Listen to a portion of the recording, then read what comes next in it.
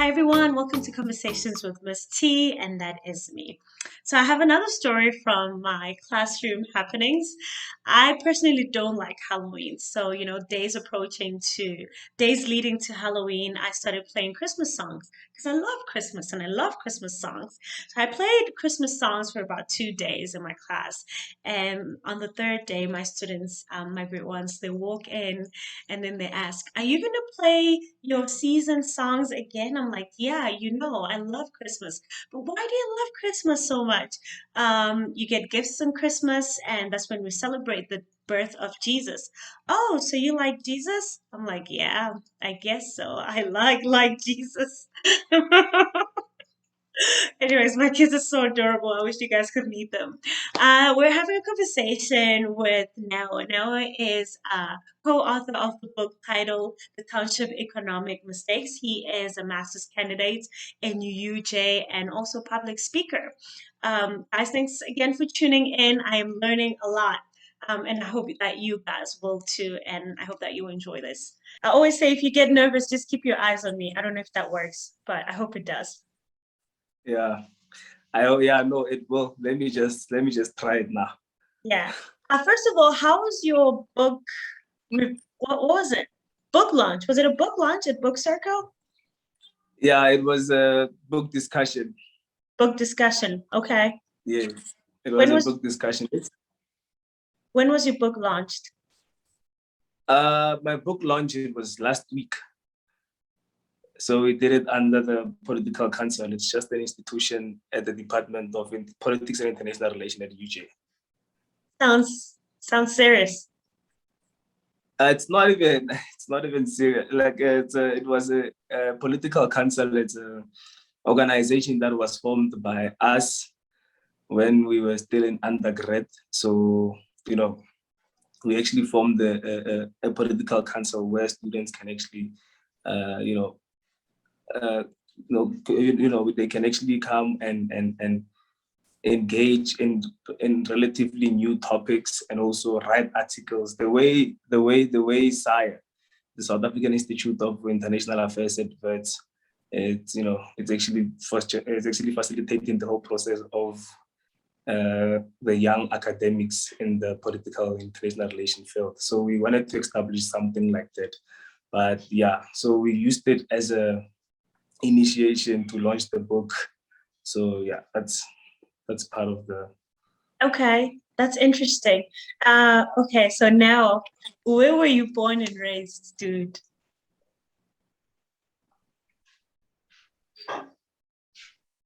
Sorry, I didn't get that question. Oh, I said, where were you born and raised? I was born. Originally, I was born in Mabopane. It's a small town in the far south of Pretoria. Ah, Born and bred there, and yeah, I attended the school in Holy Trinity. It's in the far. It's in the far south, farther than Mabopane. I think it's 1 hour from where I stay.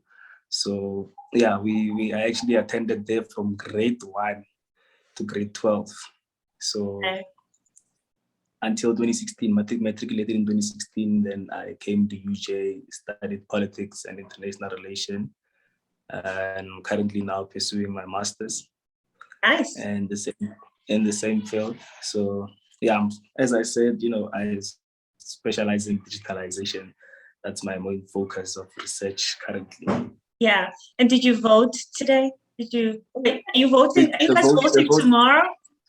yeah, we're voting tomorrow. Definitely gonna vote. Definitely gonna vote because and I'm actually urging all young people to actually vote because you never realize what you have until it's taken away. So many people do not vote, thinking that I know the politics in South Africa are very exhaustive.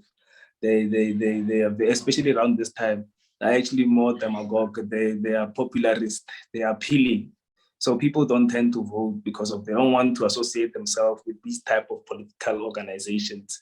You understand? But they must bear in mind that it's a privilege to actually vote in essence, because there are many countries where they vote, the elections get rigged. And so in South Africa, it's fortunate that we have the IEC, an independent electoral commission that is very impartial and objective. So, voting, it's part of the process of your political, because I know that if you don't vote during the year, during the year, you'll be complaining about the governance while you didn't vote. Service delivery. Service delivery and everything, while you didn't vote. So I'm actually encouraging all young people to go and vote. However, I don't believe that most of them didn't register. So we need to have a campaign where we urge people to register to vote as much as we can. Yeah. And we need to take part in democracy as young people, because South Africa is a young democratic country. It's constituted by young people, majority. And if we don't take part in the decision making, and who are we supposed to, and then we want to come and say we are not represented. Well, we are the people who can actually represent ourselves through our votes. Right. And then we want to come to say that young people are not represented. We must first be part and determine how we are actually governed, because at the end of the day, it's the democracy, the people's rule. Yeah. And do you have meaning that young people. Do you have a favorite politician? Or at least a favorite politician? One politician who stands out for you? I'm not. I don't precisely have a politician that actually stand out for me, because politics is a very dangerous. It's not even dangerous. It's a very tricky game, and there's no person who's objective. However, people can actually say that this politician is appealing to me, but they tend to be flip-floppish sometimes. They say things and they do other things that contradicts their sentiments. You see, so I wouldn't say that there's a politician precisely who stand out for me.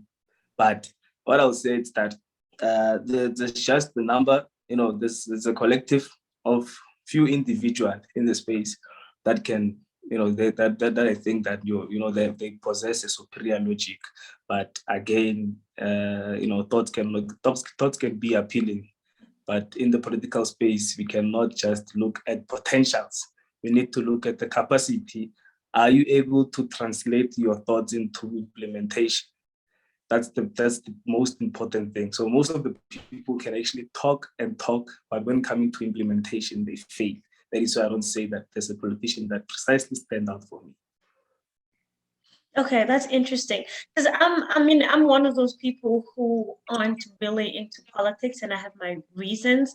But then I'm actually starting to realize that the people that are supposed to lead the country play a huge role in the outcomes and how we live the day to day in the country.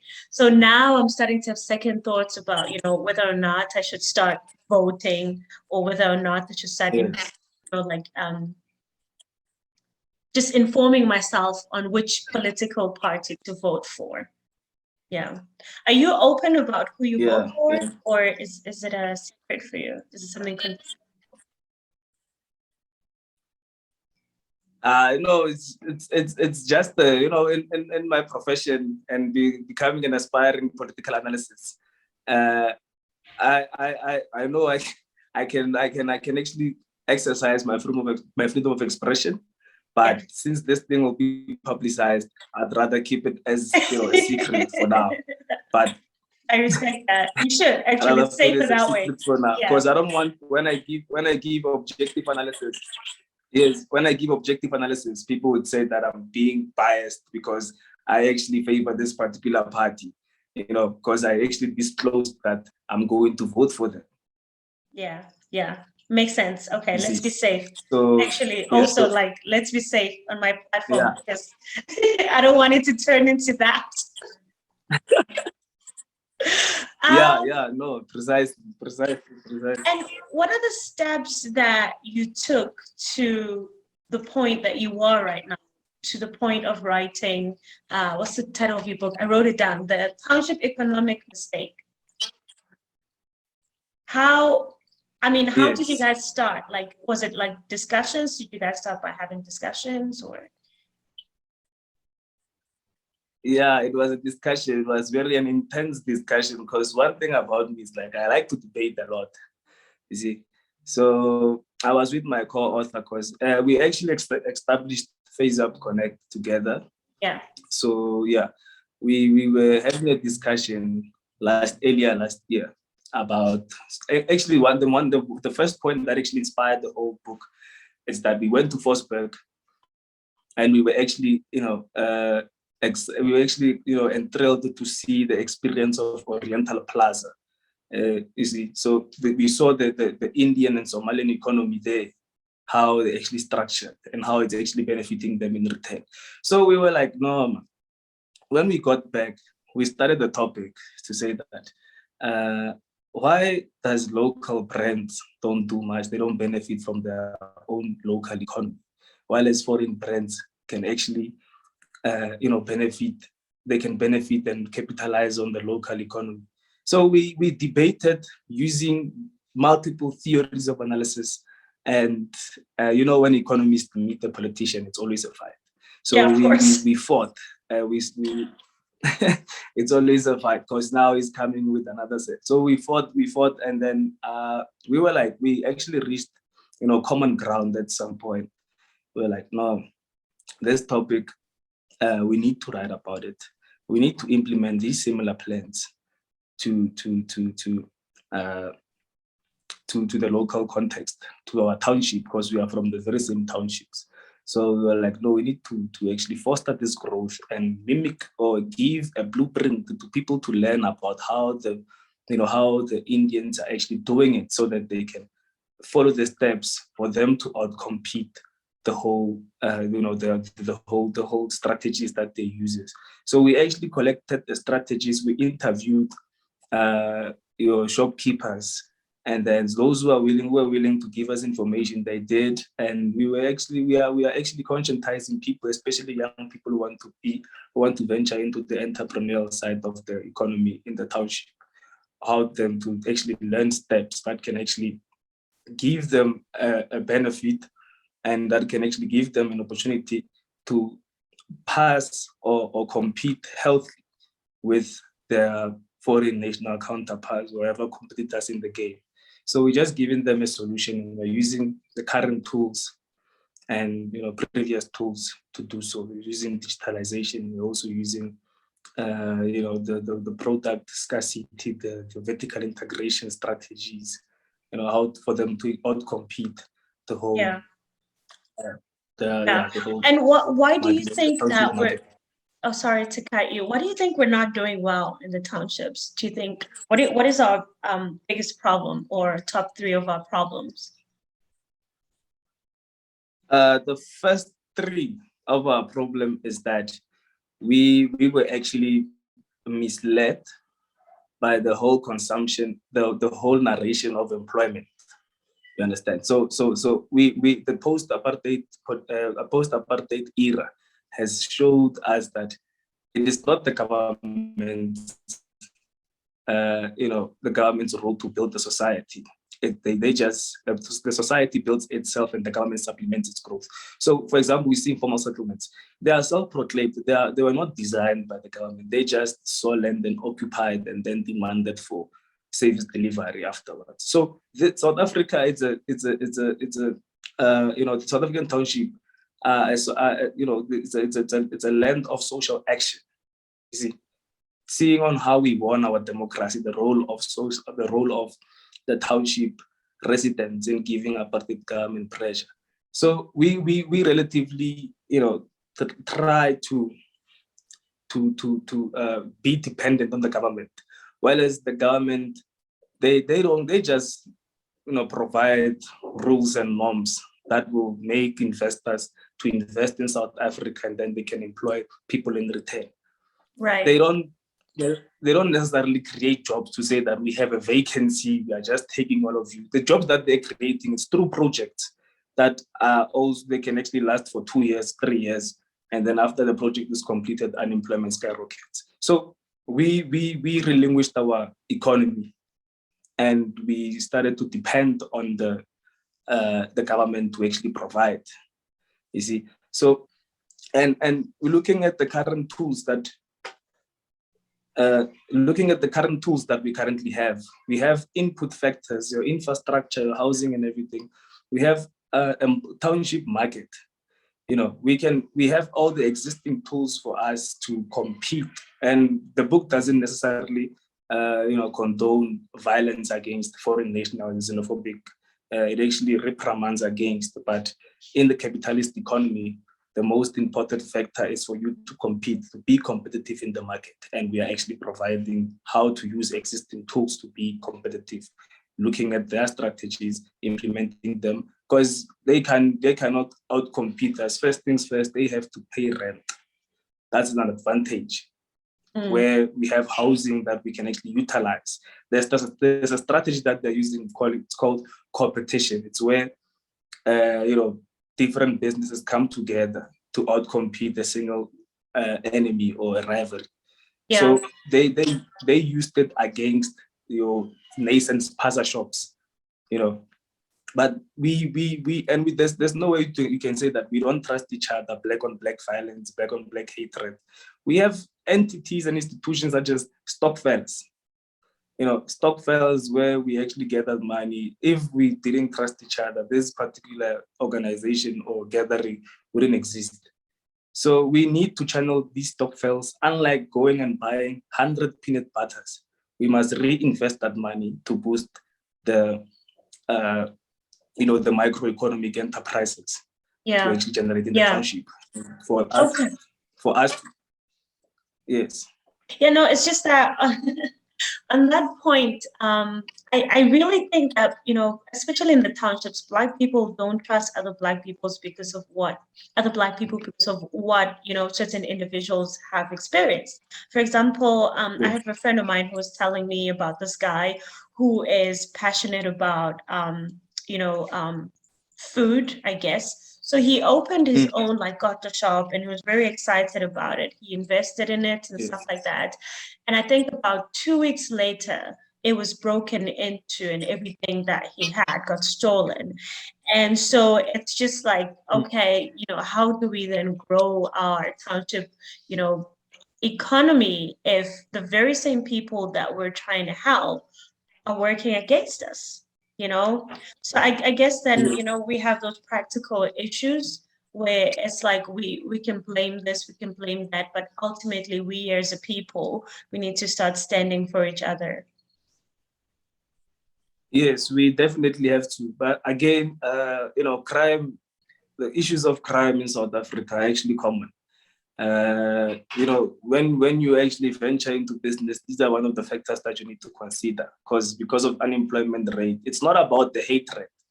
The crime occurs when there's opportunity. That's where criminals see that, okay, that shop precisely doesn't have anyone inside. The person locks it and leaves. Unlike the Somali, because they sleep in the shop. You see, so these are the things that crime, it's very common. It happens everywhere. It's because of the negative socio-economic demographics that we currently have in society. No, there's levels of crime. And I think this, basically try and destroy something that somebody is starting, that's unacceptable. And that is not everywhere. Okay, you can, but it is. It comes from an opportunity per se. If a criminal sees that there's something that is lacking, especially security, that's where the person actually capitalizes. That is why I say it's not relatively in the township only. In the suburbs, it's more even high. But now, because they have private securities, they have the resources to actually invest in the safety and security cluster. In the township, it's actually severe because you see people who can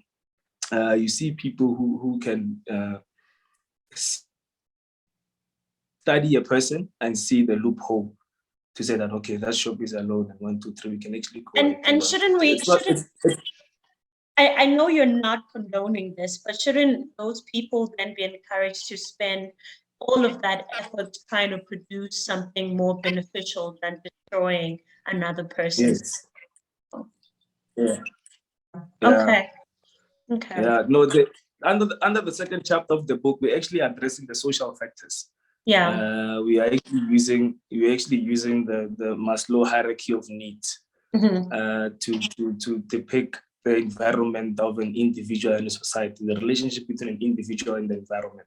You see, so we see that there are certain things such as your self-actualization where it's unattainable in the township. That is why people actually they see the township as a place after growing up you must leave. It's actually common amongst everyone in the township that you want to live here. Understand? But if we leave it completely, if I leave it completely without actually reinvesting there, that means I'm actually opening a can of worms to the negative social demographics, your crime, your poverty to actually fuel. And one thing is that the capital of life that is currently happening in the township, it's regarded as a destitute, marginalized economy, but yet it contributes a lot in the GDP per se. They have 100 billion. I'm gonna ask a silly question. How do they contribute? How do they contribute? In terms of the taxi industry, for example, the transportation industry, and again, if you're looking at the market share of the township, there's a lot of population, and the money that is the money that is tracked from and however most of it cannot be tracked. That is why it's approximation and estimation to say that it's approximately 100 billions, because the money is flipping on cash, so it's untraceable. But the biggest thing is that the more people, the population, the market share, and how the turnovers of ShopRite, which actually gained the more capital when they started to move to the township. It's an indication that there's a lot of money there. That is why the book says that the township represents Africa's position in the international economic community. So in the world economy, Africa is marginalized. It's characterized as something that should be ostracized per se, that it shouldn't be part of the world economy. It's it's a risky place to invest. It's poor, it's a jungle, whatnot. Yet it makes there's people who still think the whole of Africa is a jungle. Yes, they are. They are.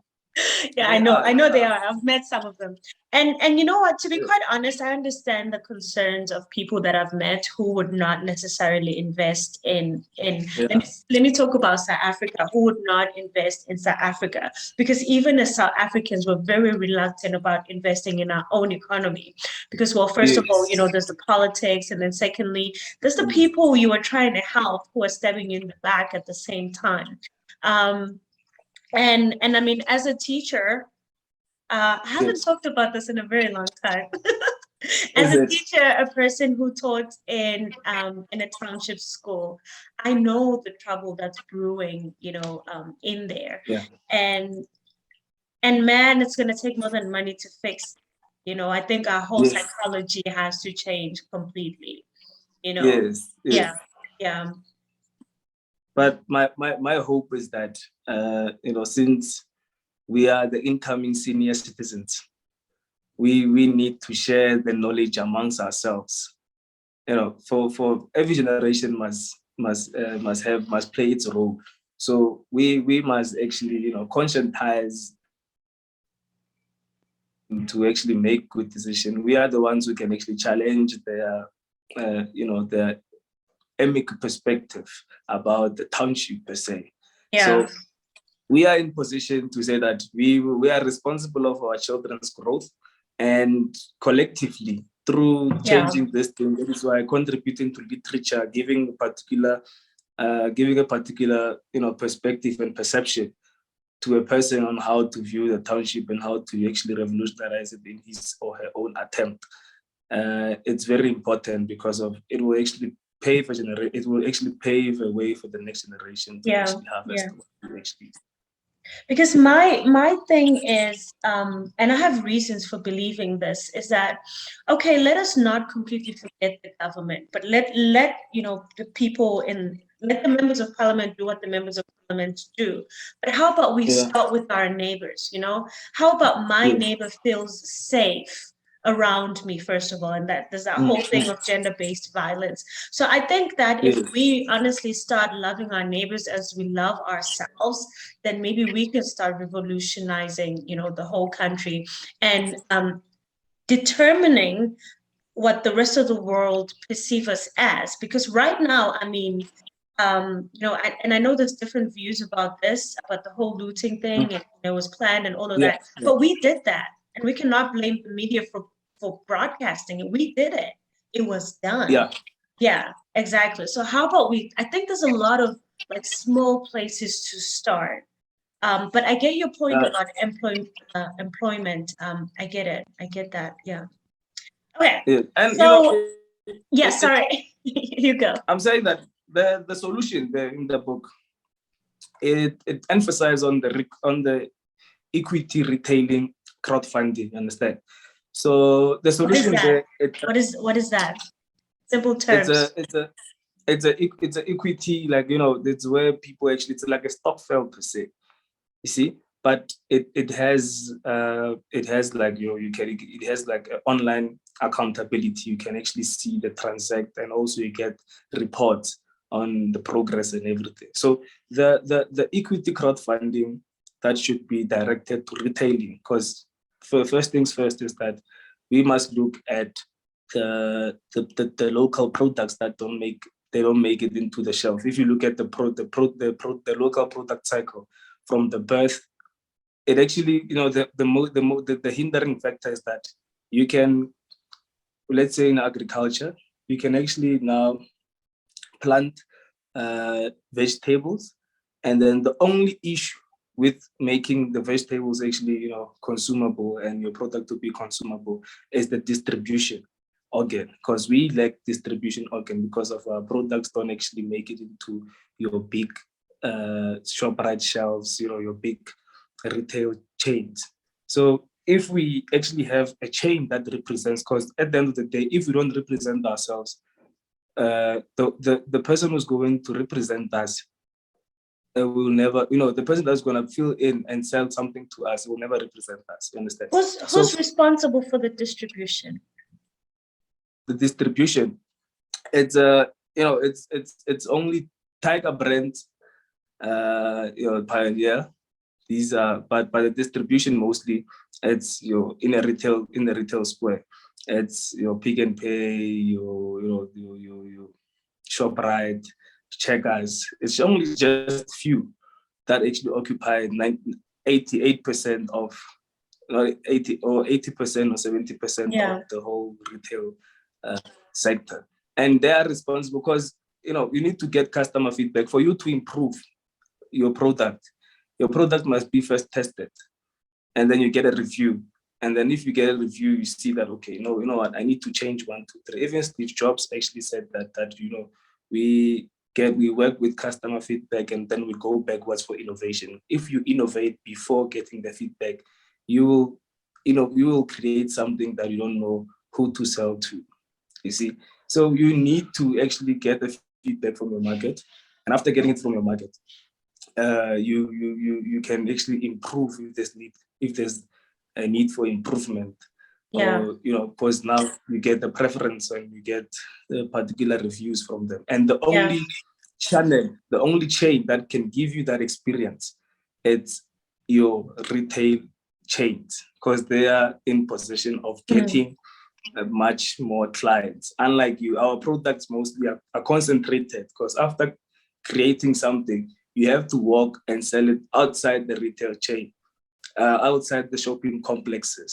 And one of the excruciating factor is that when you're outside the shopping malls, from the pre-existing, the existing structures, is that you actually experience what is called accidental buying.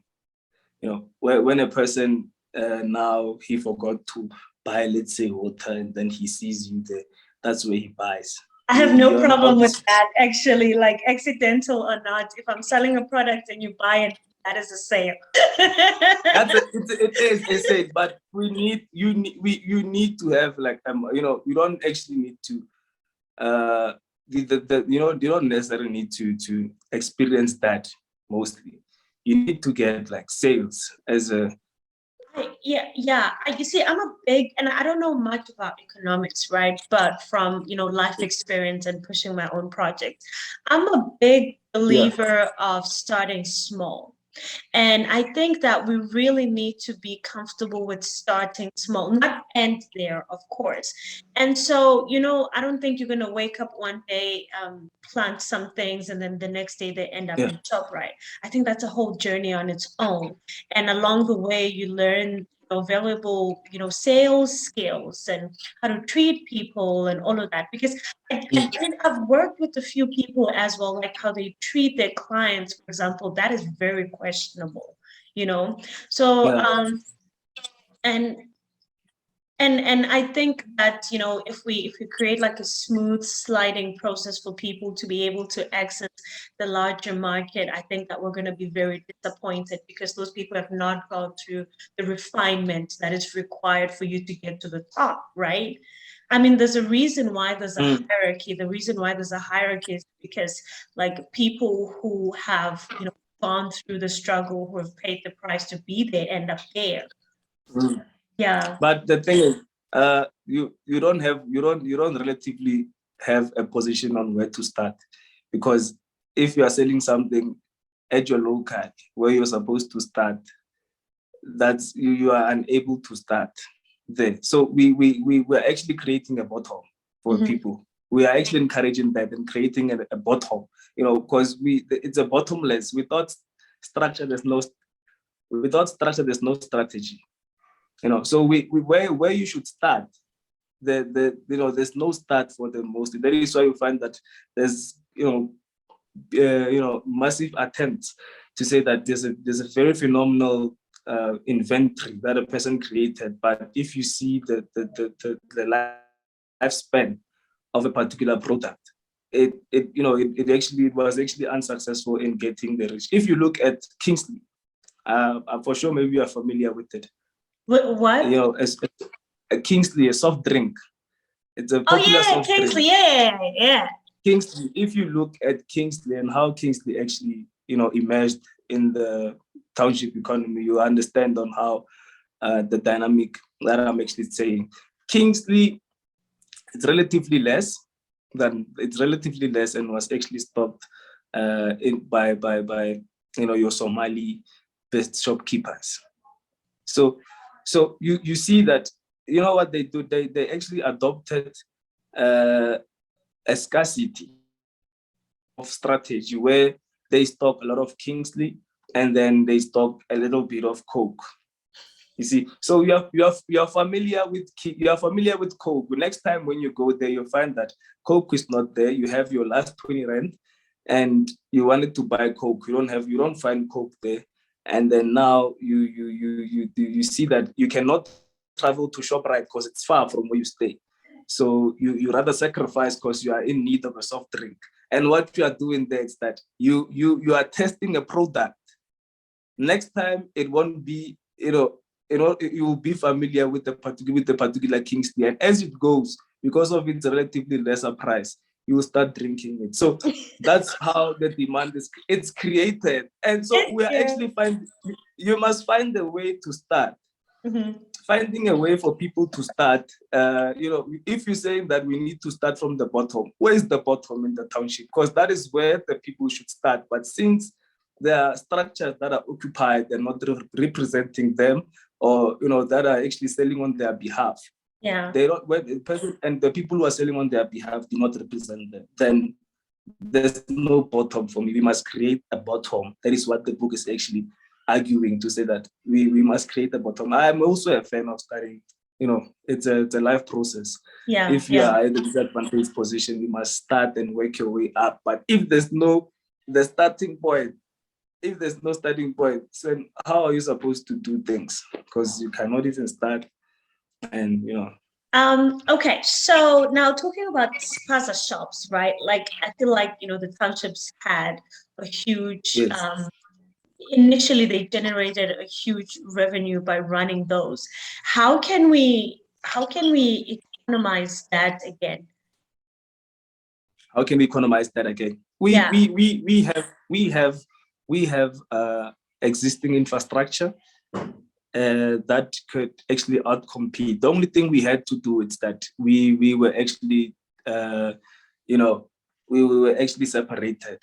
Unlike we were not working in unity. Like the spaza shops that were fighting the Somalian counterparts, they were not working in unity. Whereas the Somalian counterpart were actually using what is called the vertical integration strategy and the cooperation strategy to outcompete nascent, spaza shops in the township. Whereas it's easy for them to eliminate us one by one because we are just we are divide just and single shop. divide and conquer. It's a divide and conquer, the oldest principle of colonialism. So it's easy for them to actually, invade and occupy our space. Right. Unlike because they used a collective money, they contributed collectively to stock, to go and stock, and they can get a bargain from their suppliers. Meaning that I need 100,000 cold drinks, for example, or I need 100 cold drinks, and they distribute them equally amongst themselves. Let's say they five, you see, so they know that they're getting 20 each. And when they go back, they can actually sell that cold drink for 16 rand, whereas you are selling it for 20 rand. Because when you go there with your little money, and you don't get a bargain when you go to stop with your to your supplier, as opposed to the counterpart. That is why they beat us with the pricing mostly. So the pricing, they eliminated the prices because I'm also, as a consumer, I cannot go where they will charge me more, whereas I can get a same product less. Yeah. So we actually highlighting the strategies that should be used. We have infrastructure. Why do you think we failed to work in unison as South Africa? Okay, most of the people, it's that is why I highlighted this point when I say most of them is that we were employment oriented per se. So Okay. if you gave a person an opportunity, a shop, an entrepreneur, spaza owner, an opportunity to go and work in the post apartheid, he will literally leave the shop and go to work. You see, so that's the mentality of entrepreneurship actually declined because of in favor of employment back then. So people were actually seeking much more employment. And again, there are strategies that they actually introduced. Remember that in a capitalist economy, we don't necessarily fail, but we learn. We must learn from how other businesses are actually run, and we must mimic the whole strategies for us to use them and outcompete them in return. Because as I'm saying, that we have the input, taxis, we have your housing. These are just for information that I can run a spaza shop without relatively paying rent, you see. And if you see that the Somali and Bangladeshis, they are organized.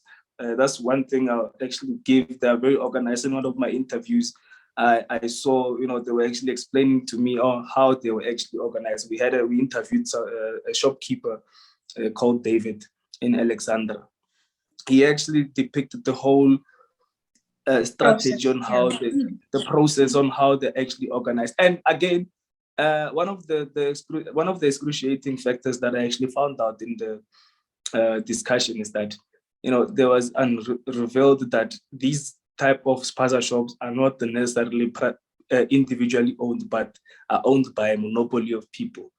You see, so it is centralized, meaning that the people that you saw that are actually giving you they're actually trading, the shopkeepers are not the owners. The owners, they just bring the shopkeepers from Somali. They don't have any knowledge about the violence and everything. So they are not the owners. The owners I are did there, not know that. I did not know.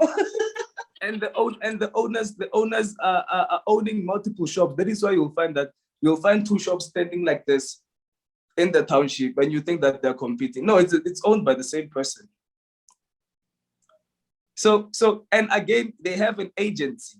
An agency goes, they pay an agency. The agency it's an organization that goes and look for a land, for business operation. They go and come to your house and negotiate the pricing, the rent, and everything on their behalf. And after you agreed to say that, okay, you can lend this old shop of mine for 3,000, they go and look for people who want to. They go and actually go to that monopoly and then tell them about the space. Yeah, tell them about the space, tell them about the whole thing. They pay them and they establish a shop. Just like that. They're creating employment. And I mean, they live in the shop, they work there, they're there 24 hours. Yes.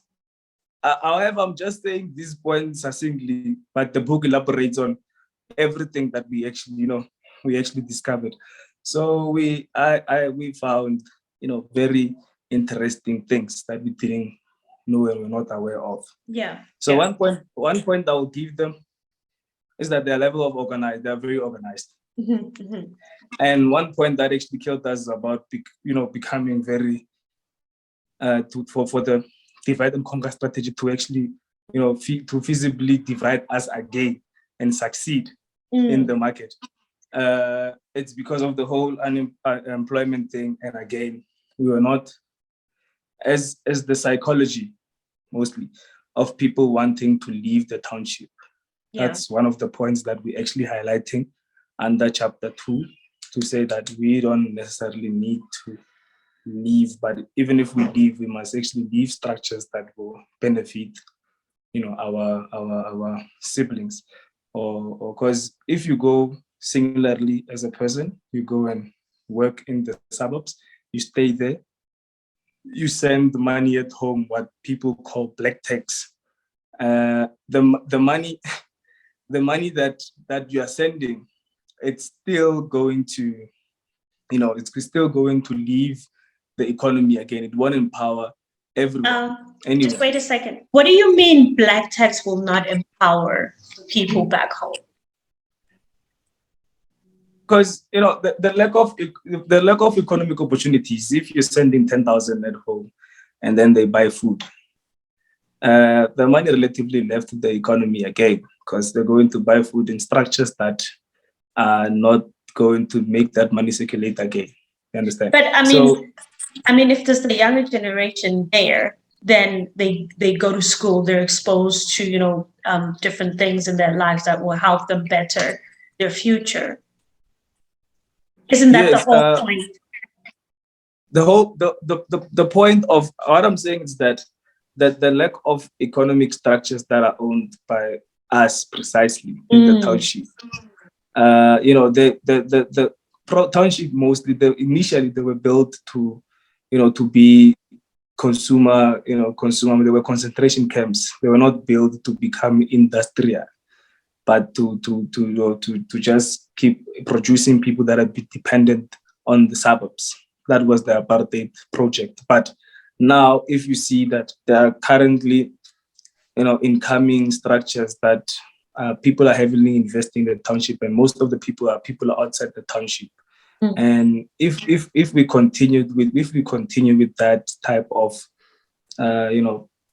investment and everything, we're not investing in ourselves, but wanting to leave the township, we are going to face a difficulty we're going to face a situation where when we send money at home, the money that we send will never be spent on structures that will enhance the circulation of money in the economy, but rather the money will leave the economy. And when one rent leaves the township economy, it's not only the rent that leaves, but an opportunity to employ someone. Because if that money was circulated, you'd find that a particular local producer would have gained something to pay another person that he will employ and to work in a particular industry. That is why we must actually focus on the local supply chain and also build structures that will enhance value chain. in the township. So that's the fundamental question. That's the fundamental answer of the book as a whole on creating the supply chain, and also facilities that will enhance the value chain of the local supply chain. And once we actually master the former, we have an opportunity to industrialize the township. Because if let's say I'm producing or I'm creating wine or champagne, if we create a structure, the existing clubs and pubs that are currently in Soweto, for example, should, like, for example, there's this popular one, I don't know if you know about it, they call it Konka. No, is it new? It's a new, very exclusive. It's a very exclusive. It's actually becoming the one focal or main attraction of Soweto. People, when they come there to visit Soweto, they go there because you find that the Ferraris, expensive cars parking outside. So if I'm a wine producer or a champagne producer staying in Soweto, these are the structures that should actually, support my local supply, the supply chain, meaning that they must create, promotions of my product since I'm from Soweto. And because if you see that my wine or the champagne that I'm currently producing, it's very good, and they see that the order when it's delivered is dignified.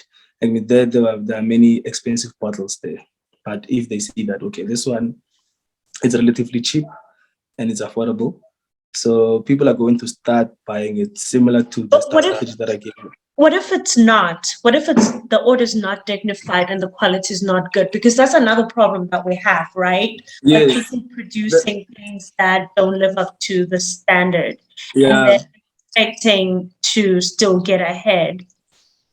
Yes. Hence I'm saying that the review will say everything. Your product should be tested, not perceptionally not good. You cannot say that it's not good. This thing, it's from Soweto, it's not good. You can't say that. So we need facilities that are engineering the testing and facilitating the testing of a product for you to get the review as a producer. Because if you don't get the review, you too will actually have that thought that my product is not good, it's not quality, it's not everything. So, and you need to as I said, how Steve Jobs actually depicts the whole thing, to say that you need a customer review and then you work backward to innovation. But if you don't if you don't get a review from your customers, your client, the market, you won't be able to know what is needed, how to change, and everything. Yeah. So the review, you might get it through the demand, and you might, if you actually put your order or your product there and it doesn't get, it's not demand, you see that there's something wrong. You see, those who actually tested it are not they don't find it very at the of most or beating their preferred quality. Because that's another thing I was about to get at. The fact that we should honestly check the demand before we start supplying. Because sometimes we oversupply because we're copying the person next door. We see them doing well, and then we don't succeed much. Yes. So that is one of the factors that it's, if you take 5 to conquer this club that I'm telling you, and then you find that people are actually, or if you take maybe 10 people test it and then they fell in love with it and they start to order it, as a bartender or as a manager, I'd see that people are actually in love with my product per se. So they will tell me that, okay, you know what, next week we need 10 of your product. So I can see that the demand is actually growing. Next week they need 15. And that's how we foster the employment in the township. Because if the demand increases of my product, that means I need manpower to assist me in production. and you're giving actually employment. You see, the structures are actually giving employment to people from the supplier side. So I'll actually need to employ a lot of local people.